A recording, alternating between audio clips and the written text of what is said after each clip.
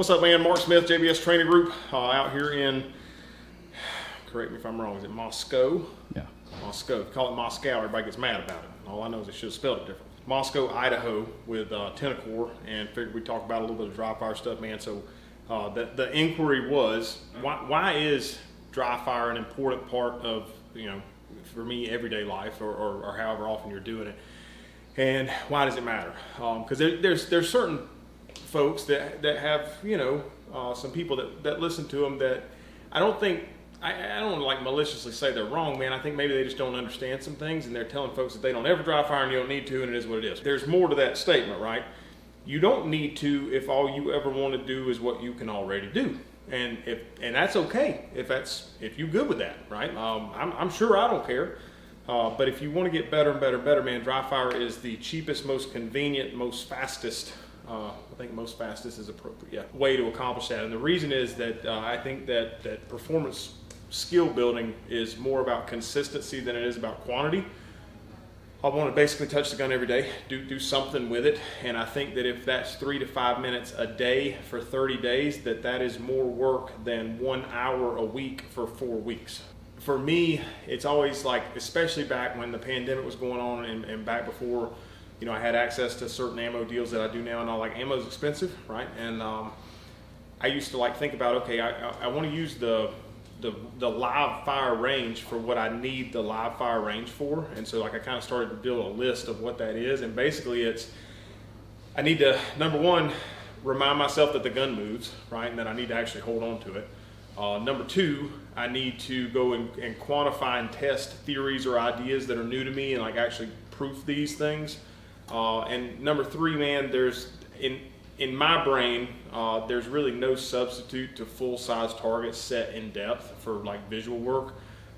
We've got the little dry fire targets, and we're getting ready to talk about other dry fire targets that you can just make up. But there's no real, nothing ever looks to me like true full-size IPSCs do set in depth. Or needing to use a shot timer to gain split time values for, that is time between shots for data gathering or whatever reason.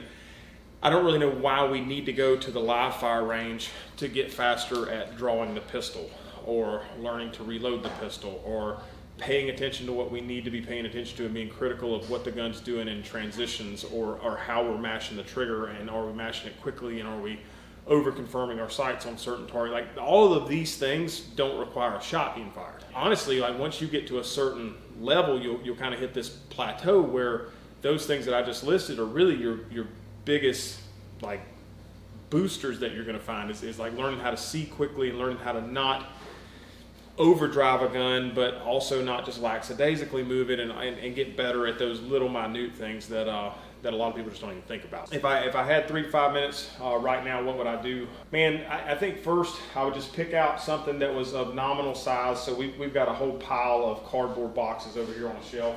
I'm just going to pick a cardboard box, and I'm going to use the whole cardboard box. It all scores the same. I'm not going to be very critical of myself as far as the accuracy margins go right now. I'm just going to kind of warm up the hand motions of getting the pistol in front of my face. It's not just going for the speed piece, right? So I'm not just starting like this and on the beat grabbing the gun and being like, yep, that's one. I'm being very, very critical of a couple things. Number one, is the gun going to where, well, before we even get to that, are my eyeballs in a certain area of that target, or am I just looking at the shape or looking at the color or looking at the whole object instead of being very, very critical of my visual acuity? Number two is the gun presenting to that spot? Number three would be, when the gun does present to that spot, am I finding myself being drawn into the giant glowing orb that's in this window instead of keeping my eyes on that thing? The next thing, when you come out of the holster for a single shot draw, most often time, we see that people will just kind of lackadaisically, because they know they're only going to do that one shot. I want to make sure that my grip at the end of this presentation is the same way I would want it if I were about to shoot 10 rounds as fast as I could possibly do it. And I'm being very critical of all those things, right? And that's without going into a ton of detail about all the problems people can have with draws and whatnot. You notice when I did it, I didn't click the trigger. I came out and I went to the trigger wall, but not beyond it. I think that if you get into the habit of coming out of the holster and clicking a trigger every time you pull the gun out, you'll start to base the definition of success on how fast you can pull a trigger, not necessarily how fast you can see what you need to see and be ready to shoot, which is how we actually shoot when it matters. And then the next thing I would do, man, which is what I like is my biggest chunk of meat on the bone, right? And it's multiple targets and the time between targets, right? So a lot of guys will take transitions, for example. So I've got a big white postage box right there where all the mail goes, and then I got a little bitty red top paint can over here, maybe separated by about 5 yards. I'm pretty close to those. I'm gonna say maybe 5 yards. So we got like a little Bermuda triangle going on here. What most people will do is they'll come out of the holster, and if I said do 6 shots on that, 2 shots on that, they'd look something like this, right? And it's like, man, you literally look like you're about to have congestive heart failure over here. You know what I mean? Like you should probably relax and see what it looks like when you just apply the tension to where it's needed, right? So when I'm doing this, ideally, the only tension I'm going to feel is going to be from about right here down.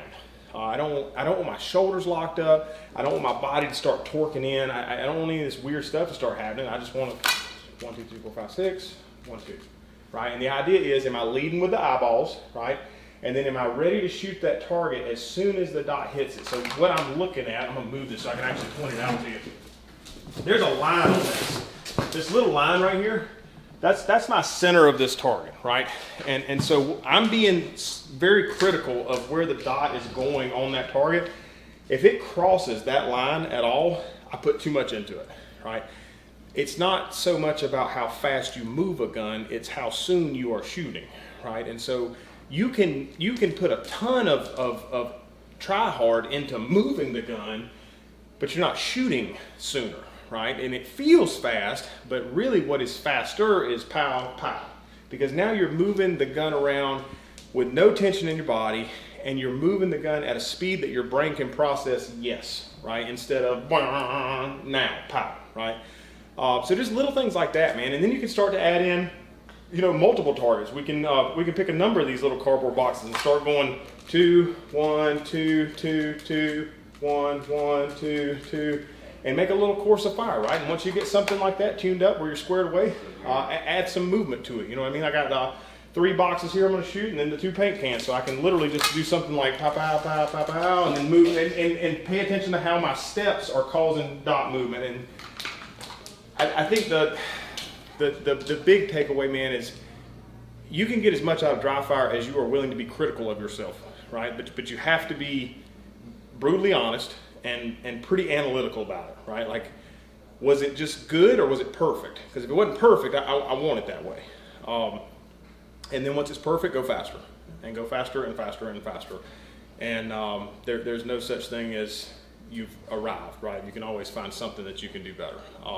So that's kind of how my brain works on how am I going to dry fire. I don't think, I'm sure there's disagreements, but I don't think that the little dry fire targets are necessary. I think that a target is a target is a target, and it don't have to be made of cardboard with lines on it and certain letters. I think that it can just be anything. So it is not uncommon for me to use like light switch, window pane, throw pillow. You guys might call it a pillow. And just make up something, man, and put targets in depth and be creative, right? The last thing on dry fire, man, before I'll cut you loose, is in dry fire, a lot of people don't really ever internalize this or consider this. When you screw something up in dry fire, you don't really feel that no kind of way about it, right? You just try it again. But when you dick it up real good in live fire, it bothers us, right? It stings a little more. So I think that if we're going to learn, it would make sense to me to learn in an environment that protects the self-image and doesn't cause a lot of emotional reaction, as opposed to going out and trying, and